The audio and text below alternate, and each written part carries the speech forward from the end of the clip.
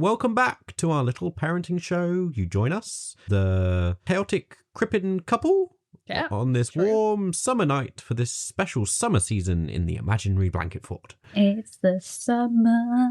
The baby or toddler is asleep. So quick, while we can, let's grab a chance to unwind with some funny stories and some comfy chit-chat. Yeah. We live in Harrogate. We have 2 daughters, blah, blah, blah, blah. You know the stuff. I'm sure you're familiar. One bigger one, one little one. Why are we doing these summer reruns? Because it's going to be the summer holidays. We'll be busy running around after the kids. Fun. But there'll be weekly stuff from us. It's the Don't Wake the Baby classics. Back 2 or 3 years ago when we only had one child, Lily was 3. Yeah. I've re-edited them, they're shorter, and we've recorded some bonus thoughts about, whether we agree with our past selves, if the experience is different with Lola, our second child. So don't worry, it's not just the same. I'm Elliot. I'm the one who, what am I going to say this week? I was going to say, I was looking at him like, what's the funny theme he's got? I'm the one that likes to collect stuff, and I'm pretty bad at throwing things out. Yeah. What about you, Emma? I'm Emma. I'm the one who really likes to throw things away. You're quite minimalist. Yeah, very minimalist. I like little, some little knickknacks, but if we haven't used it, I want it gone. This week we're talking about... Blah, blah, blah, blah, blah, blah. That's where I'll put in the title of the thing. Although people will have hopefully read the title of the episode, so we'll know what it's about. Yeah, maybe I'll just leave the blah, blah, blah, blah. I like that. That's my favourite episode. Right, well, let's get on with the episode. Here we go. We're going back in time.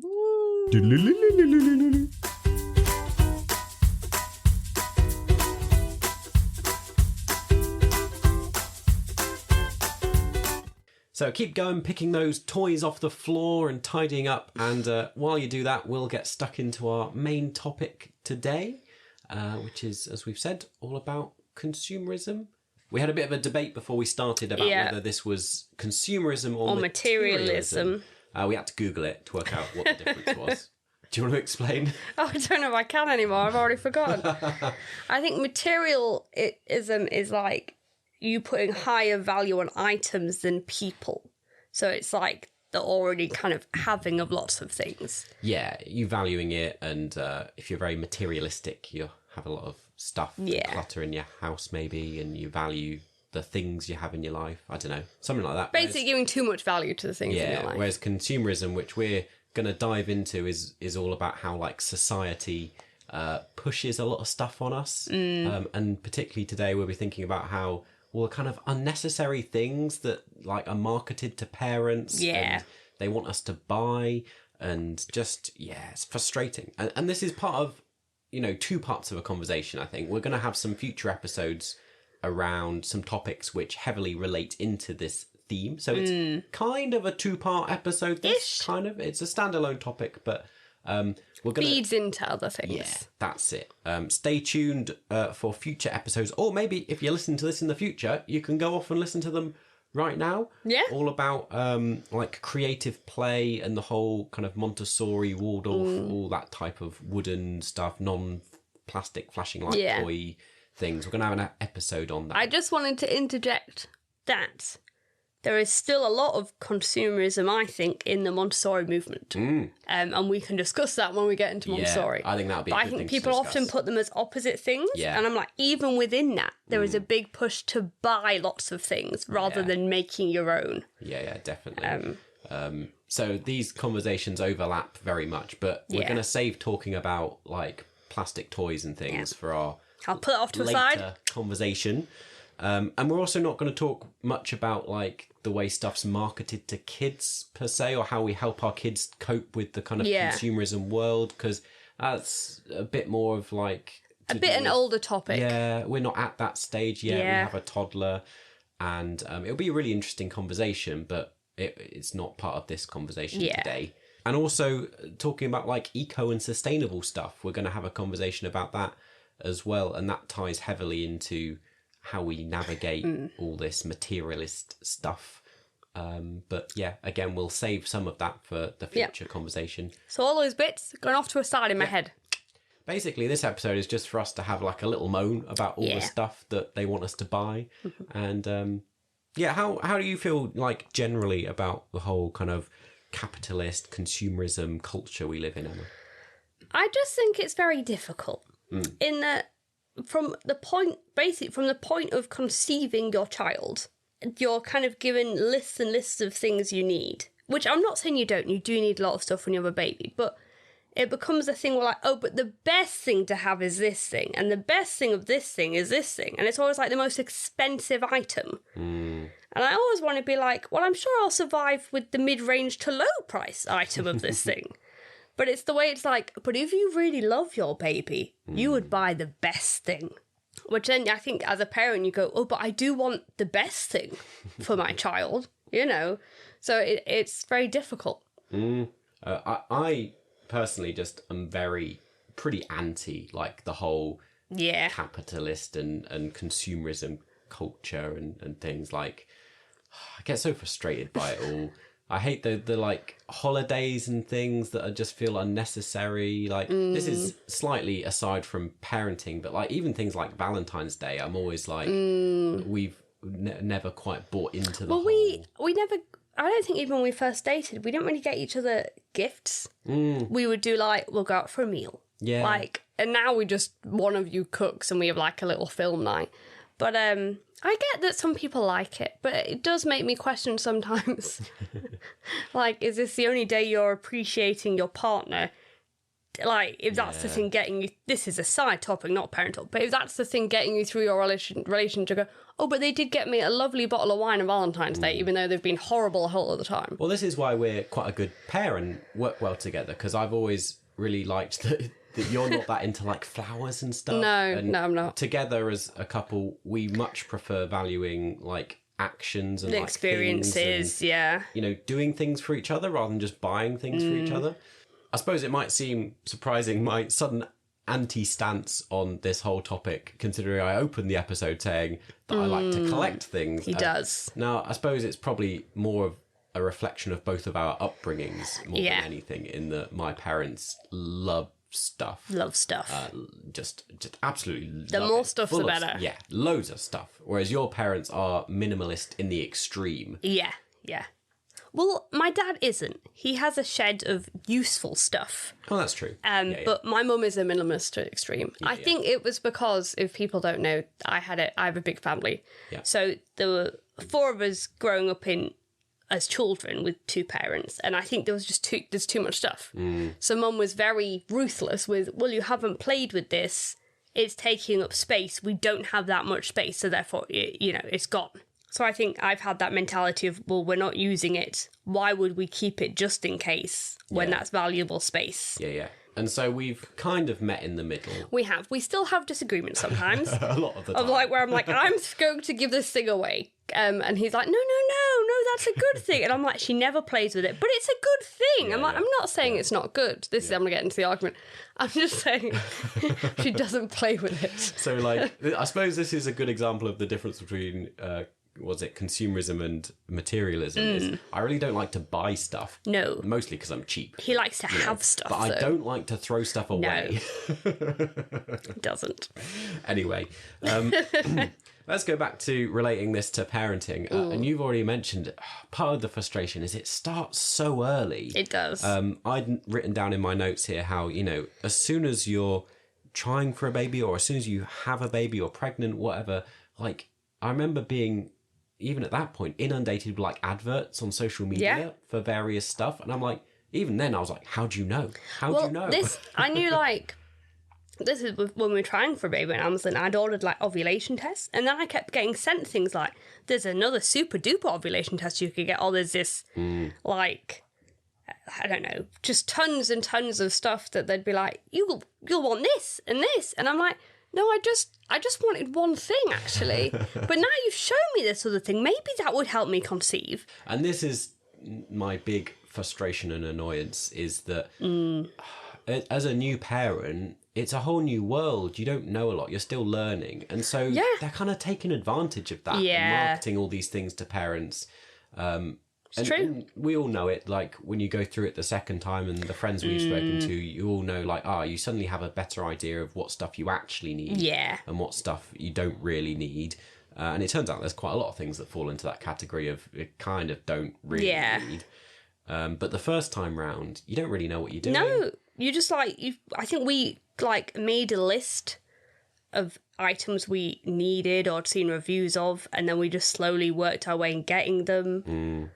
So we did an episode this series on the whole pregnancy journey. So if you haven't heard that, do go back and you can listen to our whole experience of that. But one of the things that we didn't touch on there, which we were saving for this episode, was a lot of the later bits of the pregnancy journey focused quite heavily around collecting and preparing all the stuff you need, all the stuff bits, for when the baby arrives. And so that was a big learning experience. Yeah. And also just finding out how expensive things were. Yeah, we were very shocked by the price of prams. Yeah. Like £1,000, some of these prams. I was like, or more. Yeah. And I kept being like, in my head it'd be like, I know this is stupid, but I thought it'd be like £70 or something. Like, I didn't even think there'd be that much. Did you not? Because you had older children in your family. Yeah. Who were, 5, 6, 7, whatever. I can't remember at the time. Yeah. And I was used to them going around in the little strollers, push chairs, buggy things. Yeah. Or maybe they might have been younger than that. Then if they were still in one of them. think they would have been maybe. But they're cheap. They're quite cheap. Yeah. So I assumed that things would. It would almost be cheaper because I was like, oh, well, that's for an older kid. That must be more expensive. So it must be cheaper if it's a baby. But no, how wrong could I be? In that defence, though, you do have to have not that it's worth £1,000, but you need more it needs to be more secure and padded for a baby compared to a toddler. Yeah, I get that. But then part of me thinks a lot of that is the excuse society gives us for why it's so expensive. Yeah. But I'd be fascinated to know, if you're listening, how much did you spend on a pram? Yeah. Or did somebody buy it for you? Yeah. Because I know a lot of family members often, it's an expensive item, so they'll buy it for someone. So we did this. We tried to be savvy with our money, unintentionally, actually. Yeah, yeah. And we bought a second-hand pram on Facebook Marketplace. How much was it? I think about £50. £50, yeah. But we were very lucky in that we were just coming out of lockdown. And so someone had a brand new pram that they hadn't used. Their reason was that it had been locked down, so they hadn't needed to use it. I didn't quite understand, because I was like, well, you were still allowed to go outside for walks. Yeah, but I guess maybe they were like, well, it's a new baby and they didn't really want to go out and it was the wrong kind, what I mean? There's lots of reasons why they maybe didn't go out. So it's pretty much brand new and only been used a few times. And it was a good quality one. It was like £300 or £400 at original cost. And I think it was £700 originally. I don't think so. Well, but we'll look at the messages later. I disagree with you, Emma. I'm going to look it up. I think we've mentioned it before, but that's a good tip for parents, is to look at second-hand items. Facebook Marketplace is great for kids' clothes and all that kind of stuff. Yeah, all sorts of stuff. I think we've got all of our car seats and other bits and pieces like that from Facebook Marketplace, second-hand. And then also, with a lot of our car seats or things we don't use anymore, we then sold them back on Facebook Marketplace. Just be like, this is 20 quid. Anyone want it?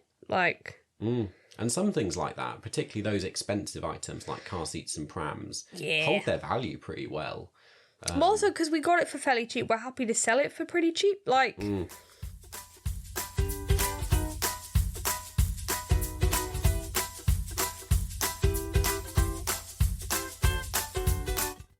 So what other things kind of did we get, particularly as in the baby phase, that you thought were kind of unnecessary, or what annoyed you about things that were marketed at us as parents? I think the things that are marketed at you aren't the things that are vital. Mm-hmm. I think I will say is it Tommy Tippy? Yeah. The creature that made noise. Pip the panda. Oh, yeah. That was actually quite good. A white noise machine. Yeah, but equally, you could have just had a phone making white noise all night. I found it useful because it would turn on when it heard the noise, but it's one of those things that people said it was essential, and now we just play music in Lily's room on a night. And I know she's not a baby, but I can see how it's not vital. You've got a phone, you can just play that all night. Yeah.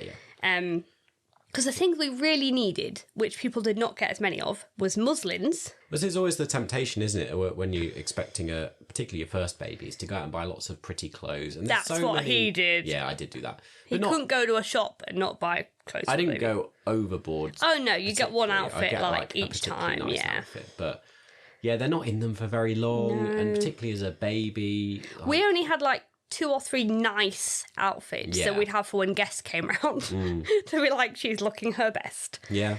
Because she got through clothes so quickly. But people get you a lot of that stuff and a lot of toys. And some of the toys, like, she took to and was... But some of them just were never played with. Yeah. We're focusing quite a lot on babies, but actually I think babies are... There is quite a lot of stuff around then that is kind of marketed and sold. Yeah. More so than maybe a lot of other periods of... Well, I don't childhood. know. Toddlers, nowadays in a stage, they kind of... It's more like keeping up with the Joneses. Like, a lot of other people seem to like... Well, it's mainly social media. So a lot of celebrity parents or parents with more money, you see them go, we got this fantastic thing for our toddler and it's wonderful. And you go, oh, that does look wonderful. Maybe. And then you go and look at the price and you're like, oh, well, no.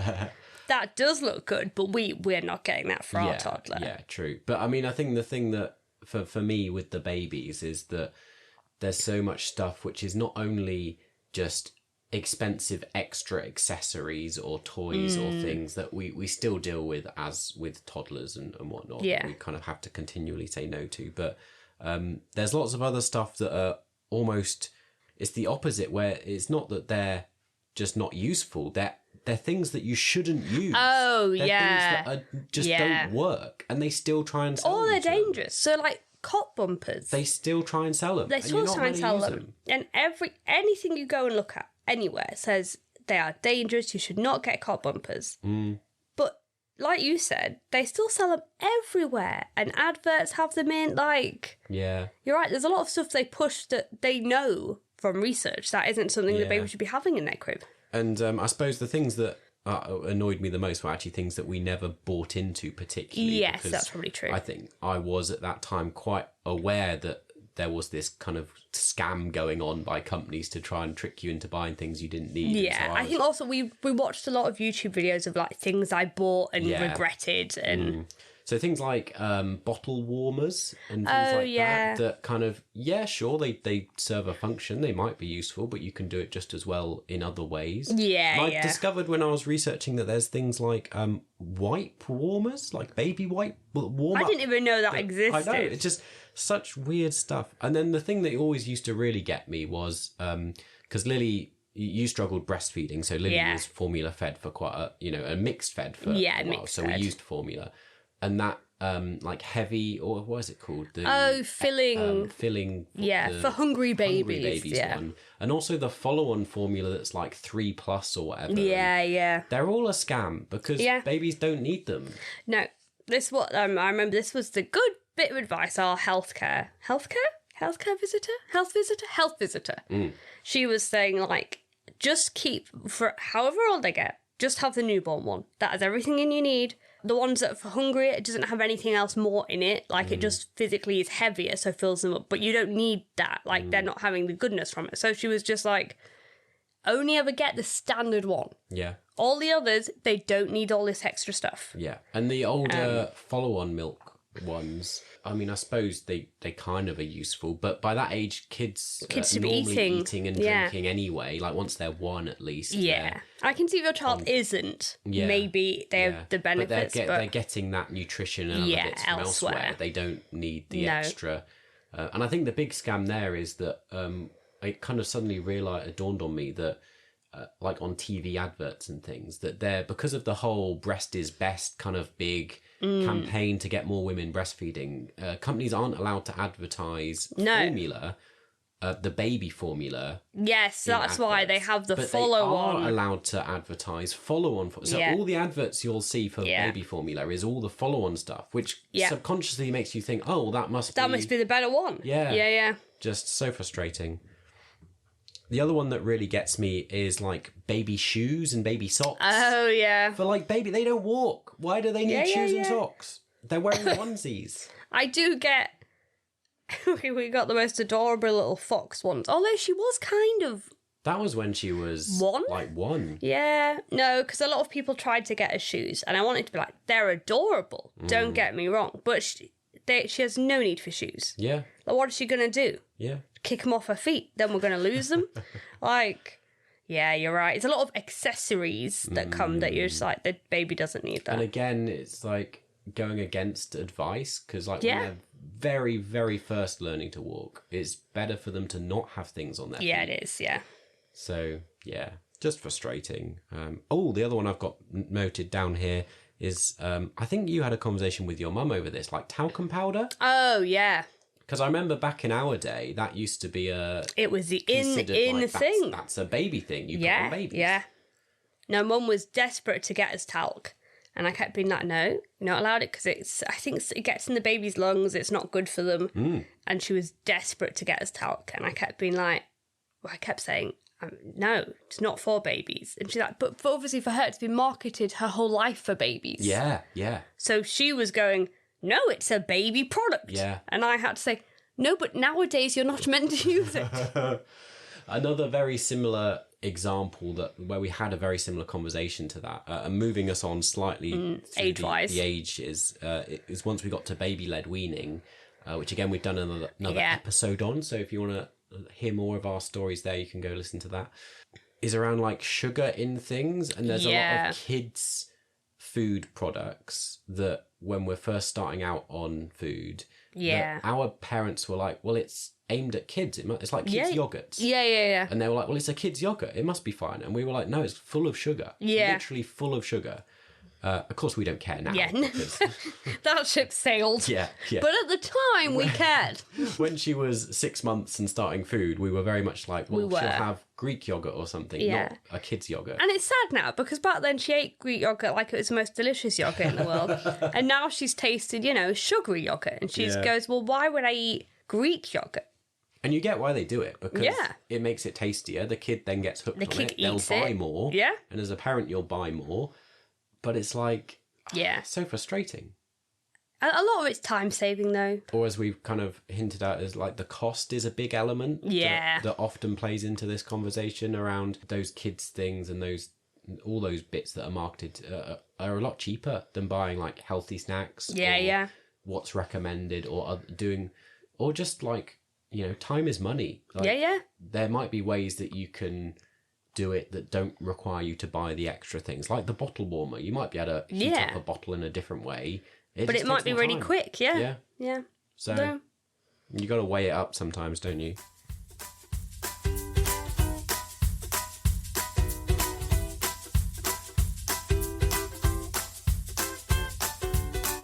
I'm jumping us ahead a bit more. Yep, go for it. In that this is to do with occasions. I have been I'm part of a lot of Bluey groups because we're big Bluey fans, and a part of like a lot of Montessori groups and all that jazz on Facebook and Instagram and even TikTok. I watched all these things. And I didn't realise, I think it seems to be a very American thing. Not that I'm being judgy, but Easter seems to be just another huge gift-giving activity. Oh, really? So they seem to it's almost like Christmas. Yeah. I was amazed. So they were showing they're like, oh, what is everybody doing for Easter for their, blueies and bingos? In my head, I was like, you get an egg and you hide it. They had these huge baskets full of toys and games and some chocolate, but primarily gifts. Yeah. And I was kind of slightly appalled in the amount of stuff that was in these baskets for one child, but also it made me think Easter is a really big celebration, but I feel like it's just another excuse, another marketing thing then to go, you need to get this huge Easter basket, you need to fill it with all these expensive toys because that's what your child wants. Yeah. And it's hard when you see all that stuff online because it looks amazing. And it guilts you as a parent that you're not providing that for your own child, or I was I'd never seen Easter, and we're religious, so Easter is a big deal, but I'd never associated it with gifts other than chocolate. Yeah. So I was quite shocked that maybe over there that's much more commonplace. It's like Halloween now, there's boo baskets. What's a boo basket? Oh, see, this is another consumerism thing. A boo basket is normally what from what I've seen on TikTok, you can come at me and tell me I'm wrong, seems to be gifts put in a basket, but primarily for the woman. Okay. See, once again, I'm acting like it's, maybe if you're younger than me, it's just normal, but for me, it's like a weird thing where they put like cozy blankets and slippers and like, you know, those big cups people love. Yeah. And it's like a boo basket for Halloween. But I was like, once again, it's another turned into a gift-giving thing. That's all like... And it's come over here, Halloween's much bigger in the UK than it used to be. To me, that's just trick-or-treating. Yeah. Maybe we'll decorate a little bit, but now there's gifts involved in that. Yeah, there's a lot of things Like- where we've imported a lot of American... Yeah, but even things, in and- America, I'm like, I don't think that used to be a thing. I think it's Yeah, relatively grown. new Yeah. to have like a Yeah. boo basket. But it is frustrating. A lot of our commercialism does seem to come from America, which Yes, is a that's shame. And in these bluey groups, the parents are not collecting for the child, I think. I think they're collecting for themselves because the amount of bluey toys they have is in the extreme. Yeah, I think that's a good point that brings me to something I wanted us to touch on, which you kind of mentioned events like Easter, but events like birthdays and Christmas Oh, yeah. are a prime place where presents are given and you've got Yeah. to navigate all the stuff and the toys Yeah. and everything. And I think that's a good point about often we do it for us as parents, not for the Yeah. child. And we received quite a lot of pushback, particularly from the grandparents, Yeah. when for Lily's first birthday, we were very much like... Well, we didn't she's- really have a party. she's not having a pie. She's not really getting a present because We invited she can barely her comprehend the world. little friend Macy over, who, if you listen to the last episode, is Vicky's little girl. I'd made some like, this boy was still being healthy, some like buns that had like avocado icing on the top Oh, for yeah. her to eat. Yeah, yeah. We didn't really decorate. Yeah, because it would have been for us. Yeah. You know, it wouldn't be for Lily. But then I'll say with the second birthday, we kind of went all out. We did go all out. And I will say, I really enjoyed it. Because I do And really... I suppose that was more for us than It Lily. was I mean, more for Lily us. did enjoy it, but it was more for us. And I suppose... It was also, for me, though, I think I used it almost, and this is a bit selfishly, but to make friends with other parents at her nursery, because there was no organic way for us to meet them. This is what I was going to say. In a certain way, it's actually okay if you want to do it for yourself and not for your kid. That's an okay reason to do it. Yeah, you accept that's what you're doing. Yeah, and particularly if you're utilising it as a means to like connect with other friends and just have a get together, have family round.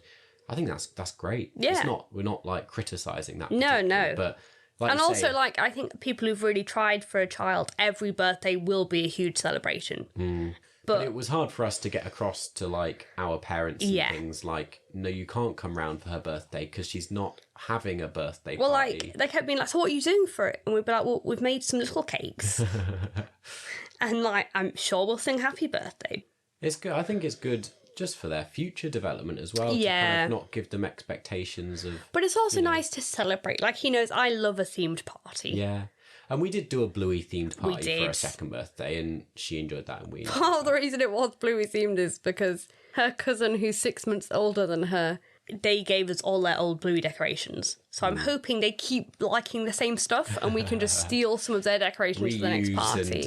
And make use of that hand-me-downs. Yeah, That, but I'm really that's true. pushing for a Tiger Who Came to Tea party next, and I don't think she'll be into Tiger Who Came to Tea by the time it comes But around. I mean, with the Bluey stuff, like you say, you've seen on those Bluey groups, people just go overboard with Yeah. stuff. But it is hard. There's a lot of things like that. Now we've hit the toddler years where, you know, all these franchises where the toys are marketed at the children. Yeah. And it is hard when we go in a shop now. You go to Morrison's or a supermarket and they have Bluey toys. Lily knows what Bluey is. Yeah. Particularly frustrating, I think, that for Bluey, it's a show that really promotes creative play. True. And that isn't around consumerism. And yet the toys they produce are pretty generic, standard plushies and toys and play sets. They're not especially like Montessori style. Yeah. Or, I do like they've got some wooden toys Yeah, that they I'm have quite some. happy to get. you have to hunt them out though. Yeah. So yeah, and it's not just Bluey, like things like Paw Patrol and Peppa Pig and Don't even get us on to Minnie Mouse because it's Yeah, currently Minnie Lily's Mouse, favourite exactly. thing. yeah. And they're so because it's Disney's 100th everywhere I was you gonna go. say this year, but it was 2023. Yeah. But everywhere you go, there's Minnie Mouse. And Lily can spot it Yeah. from, her She eyesight's has excellent. like a sensor. She's like, Minnie Mouse? Minnie Mouse. And we're like, where? And so one time it was a tiny little Minnie Mouse on a pair of socks that we do not know how she could have seen from that far away. But yeah, they're clued in. We haven't said really how we deal with that. We're struggling, to be honest. Yeah, we She's are. quite good in that you can often convince her she has one thing and she has to swap something if she wants something else. But it still does mean you've got one thing that maybe you hadn't prepared to get. So any tips for, dissuading her? There's a lot of situations like that, isn't there? I mean, it's always frustrating when you go anywhere and like you're always presented when you leave with a gift shop and like they're really trying really hard to sell. She's the kids quite things. good like with aquarium gift shops now because we've been to a few aquariums where her favourite was the ray and she has that toy now. So she's kind of not that interested. Yeah, but we always come back with a load of junk. Yeah, and it's true. We don't do well. And we'll talk more about toys and things in the creative play episode. But yeah, it's a challenge. It's a real challenge. We've got a lot of toys she does not play with. The other little bit I wanted to kind of mention before we move on relating to toddlers was I was amazed when we first discovered like how much shoes cost. Oh, yeah. And like when we went to get her first shoes. So at that point, like nowadays, we just buy her second-hand shoes. Yeah. We go to Primark. We get cheap things. When for her first shoes, both our parents were very adamant that this was like a big event. And they need to be Clark's shoes. They need to be Clark's shoes. They had to be. Both sets of parents had this. And I don't know what marketing Clark's must have had in the previous generations. Well, I think it's a great, we often talk about what was it like in the 90s. And I think we've almost directly experienced it through our parents. Yes, because they're slightly older, The ideas that they come out with and suggest to us now are directly the result. And I'm not saying Clark's weren't good shoes. I just think now it's not quite as comparable as it used to be. Yeah. And they're just so expensive. But yeah, they're both very adamant. You need to get Clark's shoes for their first shoes. They're like tiny little things that are like floppy little leather. And it was like £70. Yeah. I'm like, what? Yeah. What is this? Yeah. This is crazy. At some point, I'll share the story of I took her to go and get her feet measured for her first pair of shoes. And it did not go well. She pretended she couldn't walk. Yeah. And then the people kept telling him, why are you getting her shoes when she can't walk? And he was going, She can. She can. But she just lost it. She lost it. Is there anything else we want to touch on that we've not talked about? There's nearly always things that we miss and forget, and I'm sure we'll think of things later. I'm sure there will be. I'm trying to have a quick rack of my brain to see if there's anything I thought I'd mention. Join us in the Facebook group chat and we'll tell you. There was something I read about, which may link to another topic, but they said one of the things that makes children value items is if you punish them by taking an item away. Because you're saying that item has a lot of value because you've taken it away as a punishment. Yeah. So they said a better punishment is like saying like, oh, you can't do a certain thing. Yeah. So it's to say like, oh, you can't play on your Game Boy, not I'm taking the Game Boy away. This is a very old example because I don't use Game Boys anymore. But that kind of rephrasing of it, even to make it be like, it's not the item that's valuable, it's the time you're spending on it. Or it's like, you can't go and do whatever activity you wanted to go do. Yeah. Because they said if you're saying, oh, I'm taking this item away, it's then, oh, this item is very valuable. That was the thing I read about recently. Good. That's a good tip. I thought that was interesting. Because it's, I think through all of this, it's just finding good ways to navigate this. Yeah. We can't do a lot about it. I mean, a lot of this episode is airing our frustrations of why is society like this? This shouldn't be an added pressure on parents. Parenting's hard enough as it is. I get businesses need to make money. It's true. Yeah. But my thing is, I always think, make items that are useful. Yeah. And it's fair enough to have some fun things, but don't market to children. Because they can't, and they know it's a clever way, because apparently this is what they started doing in the 90s, was they're going, oh, wait a minute. Yeah. If we put the cereal towards children and then they beg their parents for it, they'll get it. Yeah. And it's true.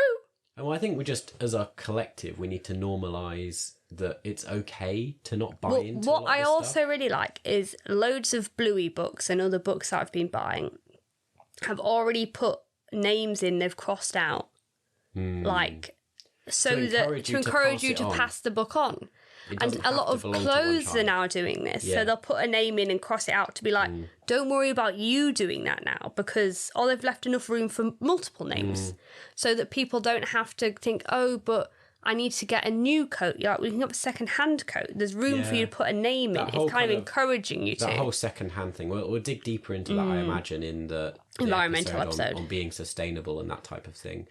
But I do like that change. That is slowly becoming more of a thing. Yeah, that is good. I mean, I think again of how in our Christmas episode we talked about how, like, for Lily's first Christmas or whatever it was, we just wrapped up an empty box for her. Yeah. We wrapped up some old toys that were already hers. We didn't buy new things. And like even this Christmas, we bought her like a second-hand thing off eBay. Yeah. We're tipping into the creative problem-solving element of this, which is what we'll really get into, which I'm excited to discuss in a future episode, hopefully very soon. Yeah.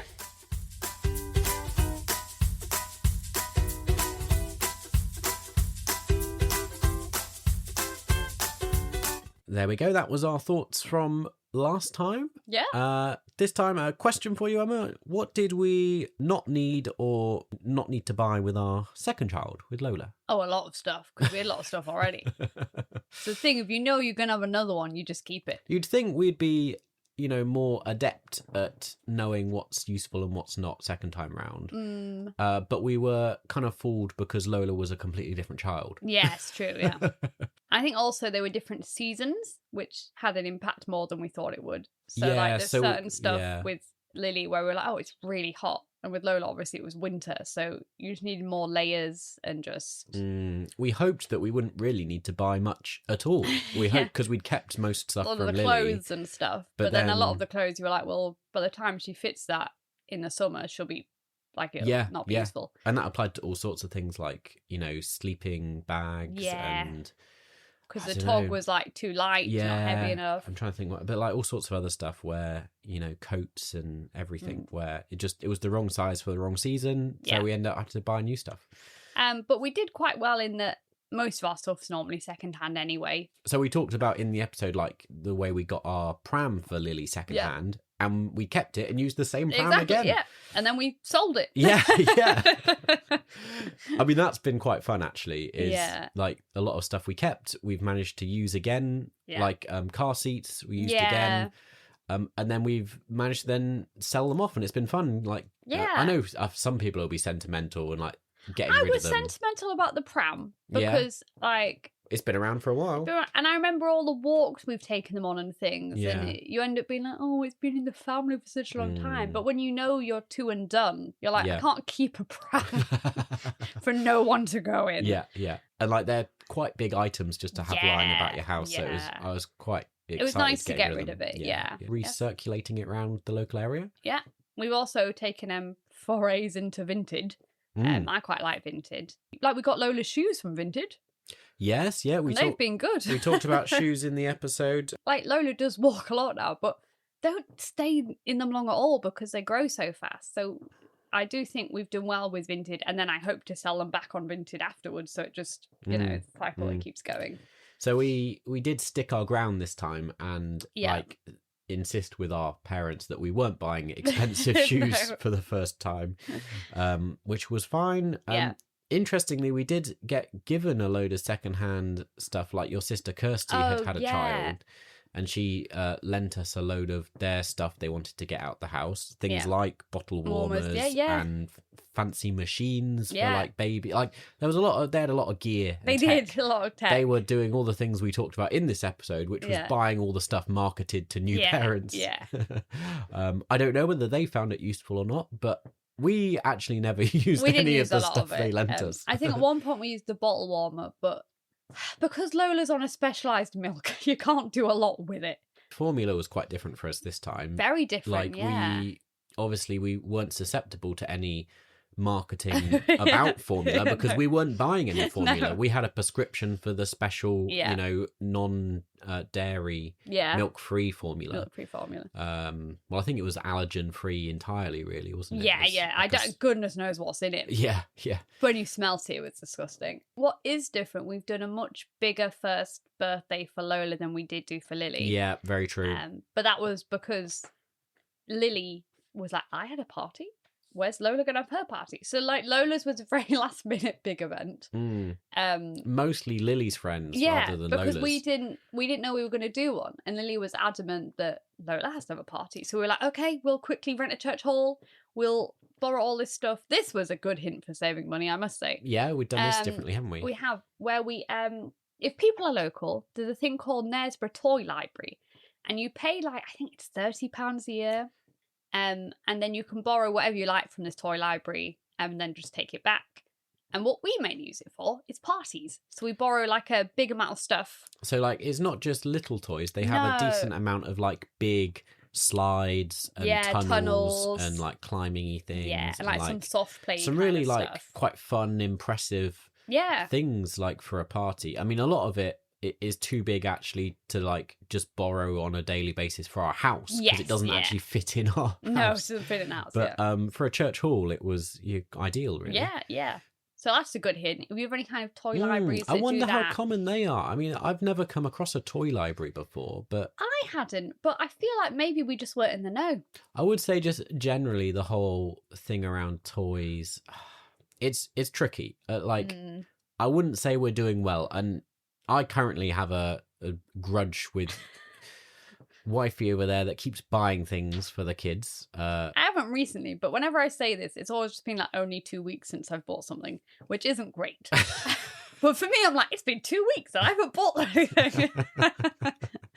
But like, we've got a lot of toys in the house now for both kids. We did do a clear out of soft, fluffy toys recently to go to the charity shop because what we found that is different is that Lola kind of has skipped a phase with toys. Yeah. So I think she still loves her toy babies like Lily did. And we kept all those from last time, so that's been fine. But I think I thought, and a lot of other people thought, she'd want to play with fluffy toys because Lily really liked her fluffy toys. But Lola's not bothered in the least because she wants to be like Lily and Lily doesn't play with fluffy toys. Yeah. So Lola wants to play with little figures or Lego. She's not really interested in age-appropriate toys particularly. I think the tricky thing is because Lily now as a 5-year-old, she's so much more aware. And we talked about this a little bit about, in shops, them seeing toys, recognising brands, being aware. But now Lily's so much more... Like, she reminded me the other day, she was like, you're going to get me K-pop Demon Hunter Lego for Christmas. Yes. And I was like, am I? Okay. I mean, I don't think that's possible because currently I don't think they make it. But No, she was telling me you're going to make it. Right, okay. Because like LEV. So I think when we recorded the episode last time and where we are now with Lola is... We had a lot more control over managing what's in the house. Whereas Lily now is aware of all the toys. Yes. And she'll remember as well, like if we try and promise and say like, oh, just do this, we'll get you a toy or something. She won't forget that. No.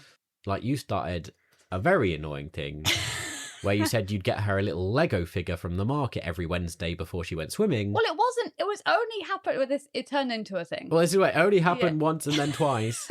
And then now every Wednesday she expects a new Lego toy. Well, it stopped at the minute. I've managed to convince her we're not doing it at the minute. But that's because I just now say I haven't been to Knaresborough, so we can't do it. She is getting better, though. She started to understand that things cost a lot of money. So she's quite funny with me now. We're in the charity shop. This is now my trick. She really wants something. I'm like, let's go to the charity shop. But this is where we disagree. But I'm like, because for you, you're like, well, it didn't cost much, so it's fine. Yeah. Whereas my thing is more of a consumerism thing of being like, they shouldn't be getting gifts just for no reason to add to our big collection of toys in the house. That is true. Even if it was cheap. But this last thing she got was okay because it was just books. Books are all right. Yeah, books are good. Instead of the conversation about receiving gifts, it's more of a conversation about giving gifts because we're now invited to a lot of birthday parties. A lot of birthday parties. We thought we had a lot at nursery. Yeah. It was like way more at school. Yeah. I think because a lot of people are just doing class parties because they don't know. Like, if your child's not like Lily, who's very communicative, you'll be like, well, I don't know who their friends are, I'll just invite the whole class. Yeah. So we seem to get invited to like every person in our class's party. Yeah. Which is a lot. And then trying to buy presents for all those kids. It's quite expensive because I spend about £15, £10 to £15 per thing. Oh, yeah. Because things cost so much nowadays. Yeah. Well, this is the whole thing, isn't it? Where you don't really just want to buy everyone cheap tat. No. Like, you want to get them something, you know, often I like useful. An activity. So like something they can paint or do. So it's not just... I mean, we're making assumptions, but we're kind of working on the premise that other parents might be similar to us, that they also have a lot of toys already and don't really want their house full of cheap plastic. And so in a similar way, we're trying to be helpful. Yeah. Well, it's like Lily's quite good. So already for one of her friends, she's like, she'd like a dress. And I was like, that's cool. Yeah. Dress is quite helpful. Yeah. And she is good. She normally knows her friends enough to know what they like. Anyway, well, there we go. Our episode focused mostly on sort of the challenges with new babies. And then our conversation here has veered more into what it's been like as the kids have grown up a bit. So there we go. We kind of covered the whole spectrum a bit. Yeah. Answer is, we're still not great, but we try our best. It's challenging. Yeah. There we go. That has been the summer special episode for today. Summer special. I hope you've enjoyed all our flim flam, chit chat, jibber jabber, ramble. Right, what's the next one? We're gonna say goodbye. Goodbye. Good sleep well. God bless. Don't wear the baby. Shh. That's it. We're done. Next one.